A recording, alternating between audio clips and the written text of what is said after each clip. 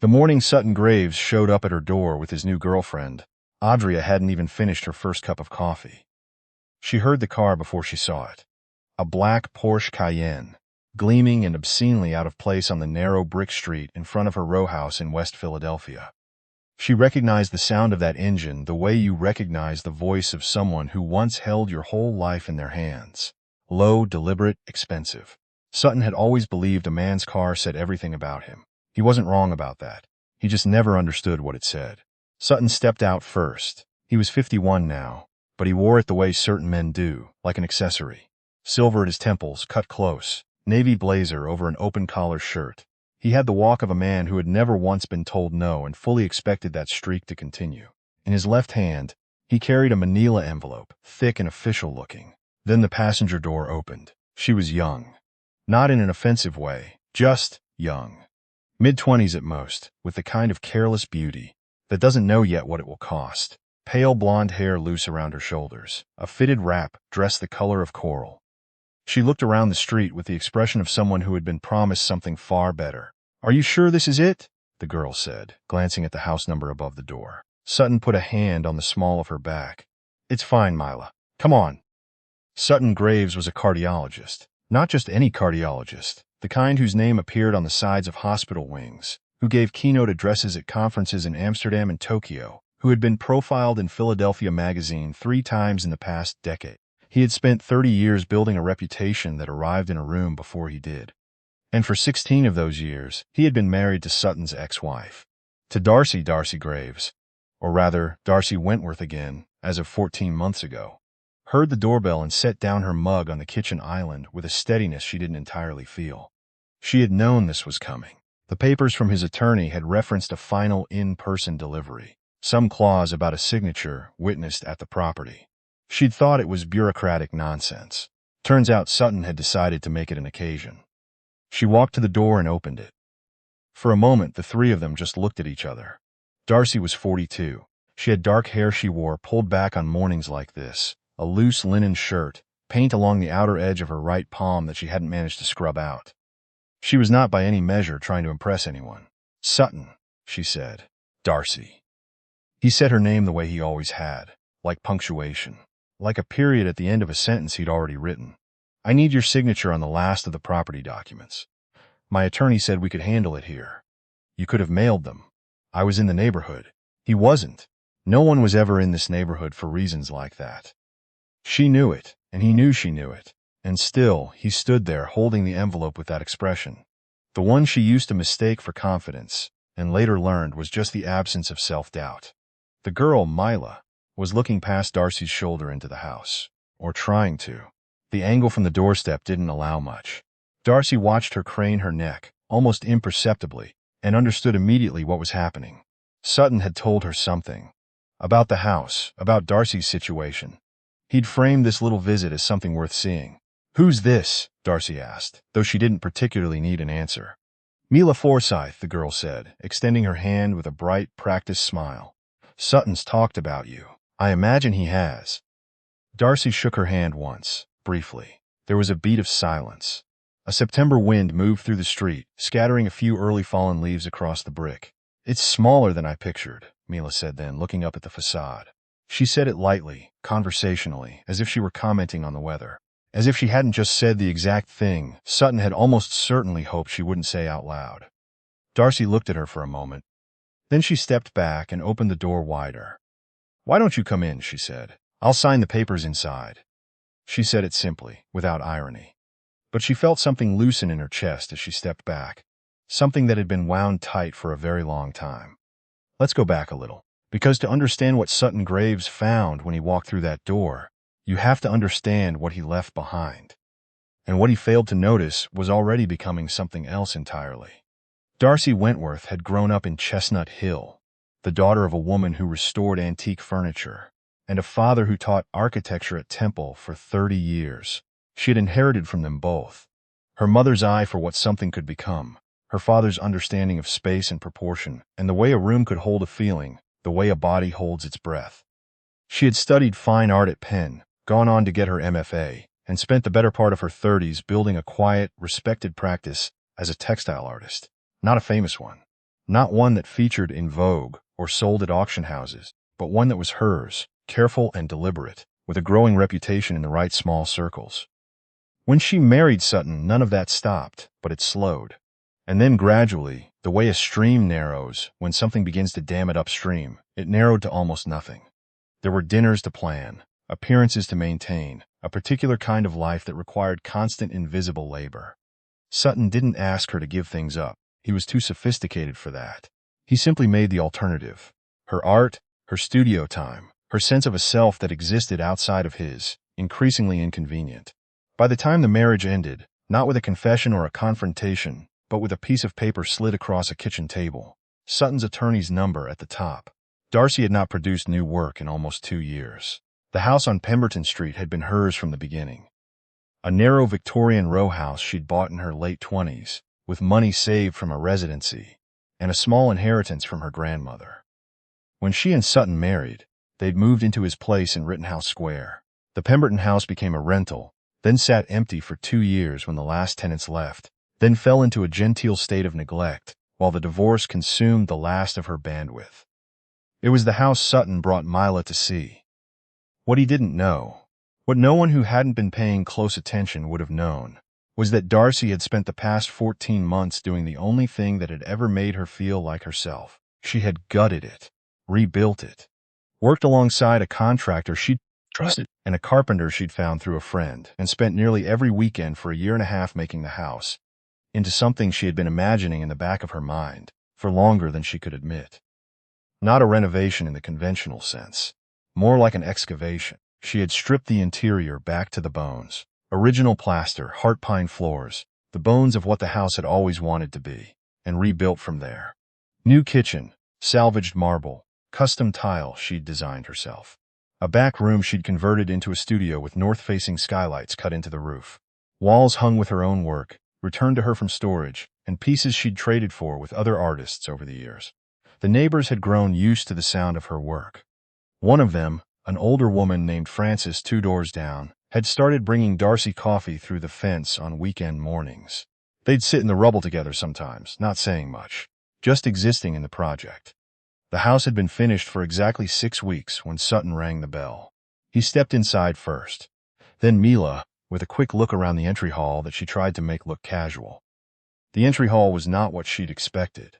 It was narrow. These houses always are, but it didn't feel small. Darcy had done something with it. The original plaster, repaired and limb-washed in a deep, warm white, caught the morning light from the transom above the door and held it. The floors had been refinished in a way that made them look almost amber. There was nothing precious about the space, nothing that tried too hard. But it had the quality of a room that knew what it was. Mila took a small step forward, almost without meaning to. They moved into the front parlor. Sutton stopped walking. It wasn't dramatic, his reaction. He wasn't a man who let his face do very much. But Darcy noticed the pause, the half-second where he looked at the room and something recalibrated behind his eyes. The original marble fireplace, cleaned and restored. A single painting above it, large, abstract, in tones of rust and gold and deep green. One of Darcy's own, from a series she'd started during the first months after the divorce, when she wasn't sleeping well and was working through the night. The reading chair in the corner, a late 19th century wingback that she'd recovered in a deep teal linen. The bookshelves, built in by the carpenter, flanking the fireplace, filled in the imprecise, personal way of someone who actually reads. This is, Mila started. She didn't finish the sentence. The dining room is through here, Darcy said, leading them back. The dining room was small, as dining rooms in row houses tend to be. But Darcy had done something unexpected with it. She'd removed the dropped ceiling that had been installed at some point in the 1970s and revealed the original, which was higher than anyone would have guessed. The room breathed differently because of it. A long farmhouse table, reclaimed oak, sat in the center. The chairs were mismatched in the way that Darcy had always preferred, each one a different provenance, a different decade, but something in the lines of them made them belong together. On the table, as it happened, was the early stage of a new project. Fabric swatches in a range of deep, oceanic blues, laid out in a sequence only Darcy fully understood. Mila was quiet now. She had stopped making the small social sounds she'd been making since the door opened. Sutton set the envelope on the table. "You've been busy," he said. Darcy opened the envelope and began to read through the documents. I have, she said, without looking up. I didn't know you were doing all this. No, she said, you wouldn't have. There was no heat in it. That was the thing. She didn't say it with the satisfaction of someone getting a long-awaited point across, or with the trembling restraint of someone managing anger. She said it the way you state a fact about the weather. A thing that was simply true. She found the signature line and signed her name. Then she slid the papers back into the envelope and held it out to Sutton. He didn't take it right away. His eyes had moved to the far wall, where Darcy had hung, side by side, 3 large textile pieces. Woven works, labor-intensive and intricate, the kind of thing that took months each. He recognized them in the way you recognize something, without being able to name exactly what you're recognizing. He had seen her working on these, or rather, he had seen her in the same room as these while he was doing other things. The Feldman Gallery reached out, Darcy said, following his gaze. They want to include 2 of these in a group show in November. And separately, a textile museum in Toronto has been in conversation about a solo exhibition next spring. She said this not as a declaration, not as a weapon. She said it the way she might have said it to a friend or to Francis over the back fence. A fact she was still getting used to herself. Mila was looking at the pieces now, too. She had moved closer to one of them, a large horizontal work in layered blues and grays, the warp threads visible in a way that felt intentional, almost geological. Did you make this? She asked. I did, Darcy said. Mila looked at it for another moment. It's beautiful, she said, and her voice had changed. The social brightness had drained out of it, and what was underneath sounded genuine. Sutton took the envelope. The kitchen? He said then, and Darcy wasn't sure if he was asking to see it or if it was something else. If he was asking the way people ask about things they already know the answer to and want confirmed. She led them through. The kitchen was, by the standards of these narrow Philadelphia row houses, extraordinary, not large. But Darcy had laid it out with the precision of someone who understood architecture, who had spent years watching her father talk about how a room functions when the person using it is actually considered. The countertops were a salvaged Carrara marble, pale and veined, with the kind of natural variation that no fabricated material can replicate. The cabinetry was painted in a deep, muted sage, custom built by the same carpenter who'd done the bookshelves, with simple brass hardware that Darcy had found at an estate sale in Delaware and cleaned by hand. A long window above the sink looked out into the small walled garden at the back, where Darcy had planted boxwood and a climbing rose that had already taken to the trellis she'd installed in the spring. A French press sat on the counter, still warm. The mug she'd been holding when the doorbell rang was on the island. Mila stood in the kitchen doorway. She didn't speak. Sutton stood with his hands in his pockets.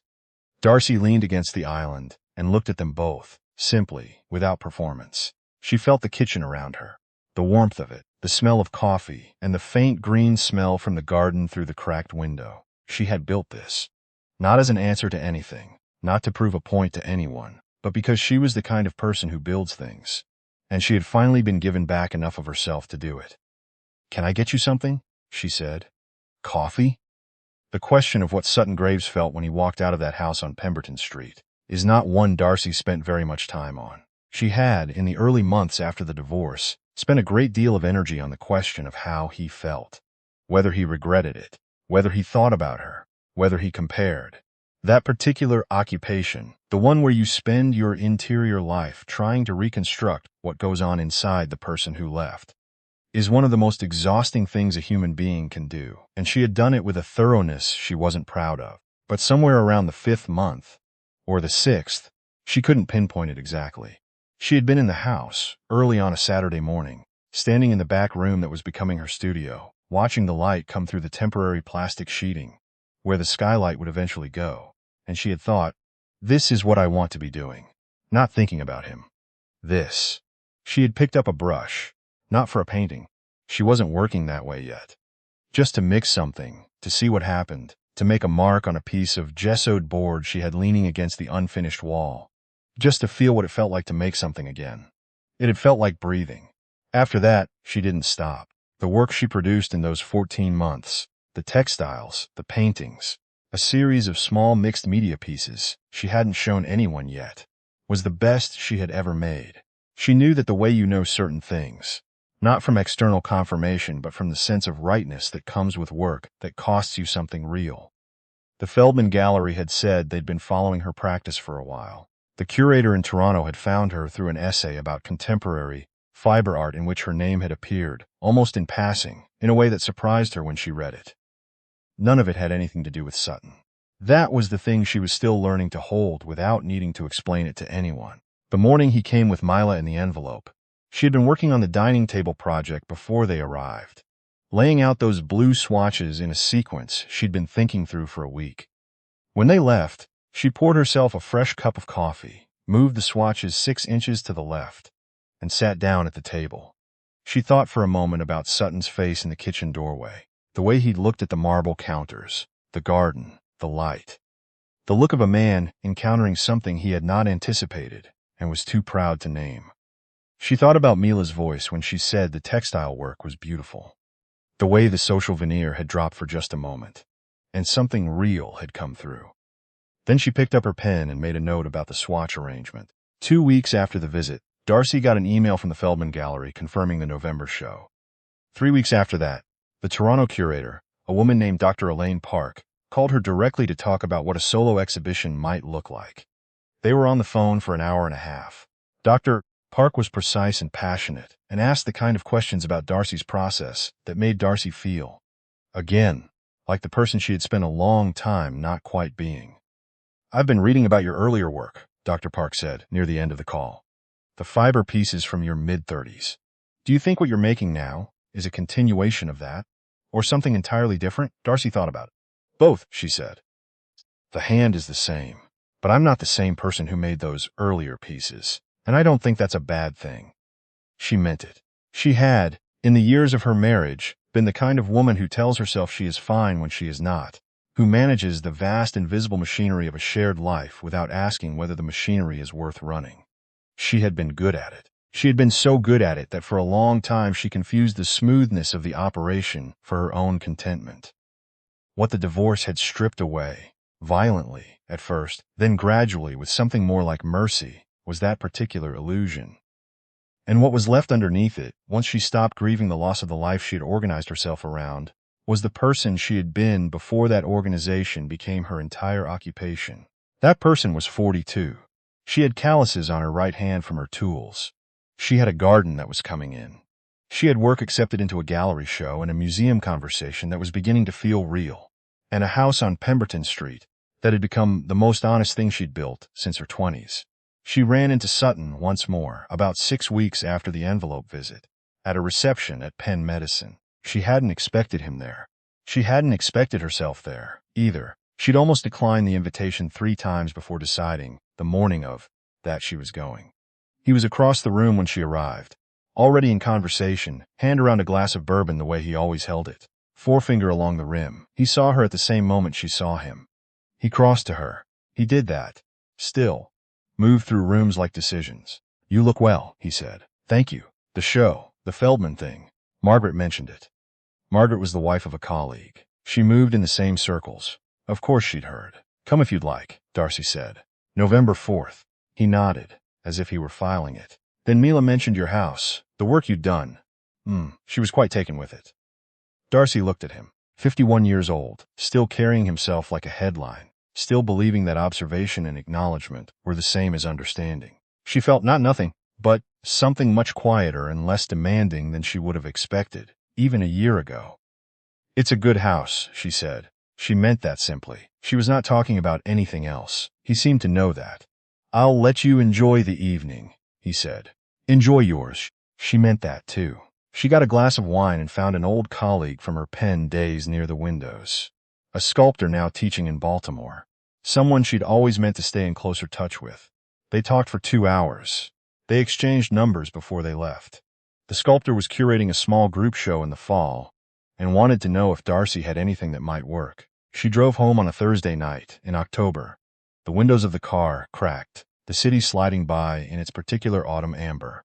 And she thought not about Sutton or Mila or the envelope or any of it. She thought about the sequence of blue swatches still on her dining table, and about whether she wanted to start the actual weaving this weekend or give the design another week. She decided she would start. The house was dark when she pulled up, but she had left the kitchen light on low, and it made the window above the sink glow, warm, small, like a kept promise. She sat in the car for a moment before going in, Not out of sadness or hesitation, but the way you sometimes pause before entering a place you love, just to let yourself notice it. Then she went inside. She made tea.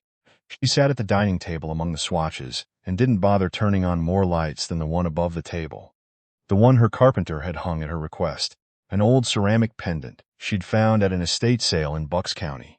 Deep green and unassuming, and exactly right. She sat in the pool of its light and moved the swatches and felt, as she had begun to feel more and more often in that house, that the space around her was not empty but full. Full of what she had made and was still making, full of the work that was waiting, full of the quiet that she had learned, slowly and at considerable cost, to stop mistaking for absence. She thought about Dr. Park's question, whether the work now was continuation or departure. She reached for a deep cerulean swatch, the darkest in the sequence, and placed it at the left edge of the arrangement, where she hadn't thought to put anything. It was exactly right. That was the thing about starting over. Not the dramatic version, not the one where you announce it and make it mean something, but the real version, the one that happens at kitchen tables, and in back rooms with north light, and on Saturday mornings, when you pick up a brush without any particular plan. The real version doesn't announce itself. It just begins quietly, in the space left by everything that's gone. And then one day you look around and realize you are not in the space that was left. You are in the space you built,